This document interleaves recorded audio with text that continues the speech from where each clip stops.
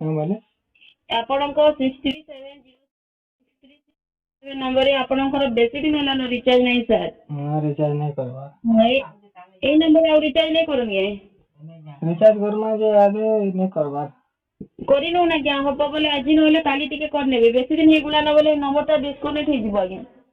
Disconnect है बोले कहीं जो क्या करवा ହଁ ଠିକ ଅଛି ଆଜ୍ଞା ଆପଣ କହିছে ଯେନ୍ତା ମତେ ଜଣା डिस्कनेक्ट जब करबे कि बंद करे बोले हमें जते टका सिम बने से पैसा रिटर्न कर देबे ଯେ जे हम पैसा दी हमर पैसा बेकार है क्या ଓ ରାତି ଦିନ ଆପଣ ୟୁଜ୍ କରିଛନ୍ତି ସେଟା କଣ हाँ जे हमें पैसा रिचार्ज करी हम यूज करी छु ହଉ ଠିକ ଅଛି ଆପଣଙ୍କ ହିସାବରେ ଯାହା କହୁଛନ୍ତି। जिओ ऑफिस काଣା कहले जे देखले तो फ्रेंड आपण मानकर ने के जदी एंता फोन आसुछे बेले कमेंट करूँ आउ सतर्क रहून आपण ने के जदी एंता कॉल आसिकिना केते बेले जिओ सिम बंद कर देबा सेतिर लागि आपण माने सचेतन होन। धन्यवाद।